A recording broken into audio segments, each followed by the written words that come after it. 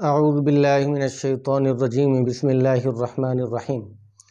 معزز و مکرم سامعین گرامی، اللہ جل جلالہ کا ہم پر بہت بڑا احسان کہ اللہ تعالی نے ہمیں مسلمان بنایا، ایمان کی دولت عطا فرمائے۔ میرے دوستو، آج ہر بندہ پریشانیوں میں، مصیبتوں میں گھرا ہوا ہے۔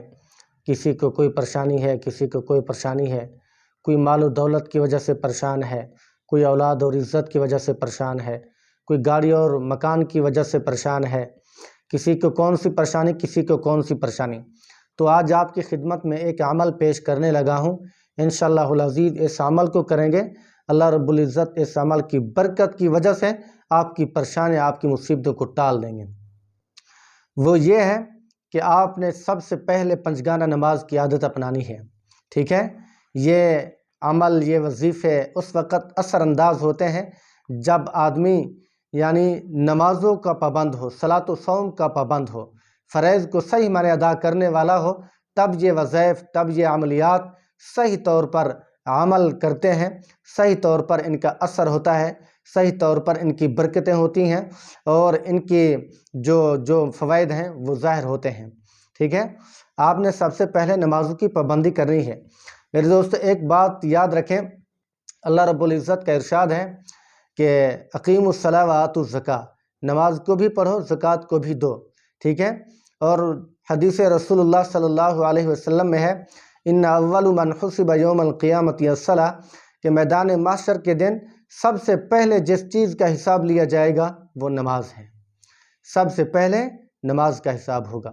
اسی لیے جو چیز سب سے پہلے ہمارے کام آئے گی اس کو صحیح معنی ہم ادا کرنے والے بن جائیں، ٹھیک ہے؟ تو آپ صلی اللہ علیہ وسلم کا فرمان ہے، جو بندہ پنجگانہ نماز کی عادت اپناتا ہے، پنجگانہ نماز کو پڑھتا ہے، اللہ رب العزت اس کو اپنی ذمہ داری کے اوپر جنت میں داخل فرمائیں گے، ٹھیک ہے؟ دیکھیں کتنی بڑی ذمہ داری ہے، خود سرور کونین، خود شافی معاشر فرما رہے ہیں کہ اللہ رب العزت اس کو اپنی ذمہ داری پر جنت میں داخل فرمائیں گے۔ آج ہم دیکھیں کتنی نمازوں سے دور ہیں، کتنی دین سے غافل ہو چکے ہیں، کتنی اسلامی تعلیمات سے ناآشنا ہو چکے ہیں، دنیاوی دھندوں میں ہم مصروف ہو چکے ہیں، دنیاوی کاموں کا ہمیں شوق ہے لیکن نہیں ہے تو اسلامی چیزوں کا نہیں ہے، نہیں ہے تو آخرت کا نہیں ہے۔ دنیا آج ہے تو کل ختم ہو جائے گی، دنیا کی آج شہرت ہے، کل نام و نشان لینے والا کوئی بندہ نہیں ہوگا۔ بندہ موجود ہے تو اس کا نام ہے، جب چلا جاتا ہے بغیر دینی کام کیے، بغیر دینی کارکردگی کے، جب دنیا سے رخصت ہوگا تو اس کا نام بھی ساتھ چلا جائے گا، رخصت ہو جائے گا۔ اسی لیے آج وقت ہے، آخرت بنائیں۔ تو آئیے میں اصل اپنے مدعا کی طرف آتا ہوں، وظائف کی طرف آتا ہوں۔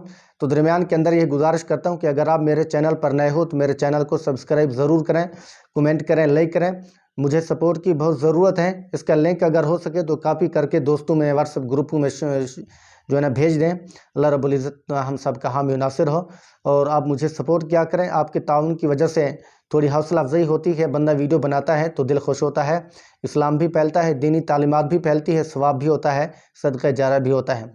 تو آئیے، جب آپ تہجد کی نماز پڑھ لیں، رات کی آخری پہر، آج لمبی راتیں ہو رہی ہیں تو کوشش کیا کریں رات کی آخری پہر اٹھ لیا کریں، اور اس کے بعد تہجد کی نماز پڑھنے کے بعد آپ نے ایک تسبیح پڑھنی ہے، ایک عمل کرنا ہے، حسبی اللہ لا الہ الا ہو علیہ توکلت وہو رب العرش العظیم۔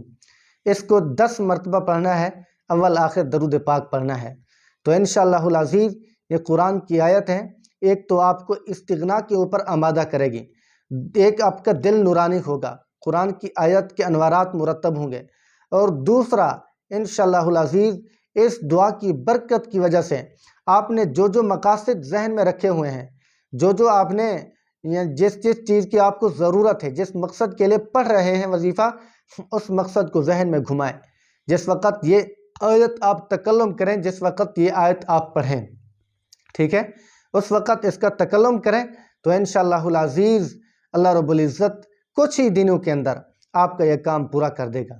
آپ 3 دن کریں، 4 دن کریں، ویسے تو پابندی کے ساتھ کریں، کیونکہ تہجد کی نماز بھی ہو رہی ہے، تہجد جیسی عبادت بھی نصیب ہو رہی ہے، پابندی کے ساتھ کریں گے تو انشاءاللہ العزیز اس کا بہت بینیفٹ ہوگا، بہت فائدہ ہوگا، اللہ رب العزت بھی خوش ہوں گے اور آپ کا مسئلہ بھی حل ہو جائے گا۔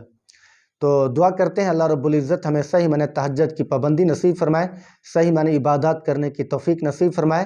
تو آپ مجھے سپورٹ کیا کریں، اللہ تعالی ہم سب کا حامی و ناصر ہو۔ السلام علیکم ورحمۃ اللہ وبرکاتہ۔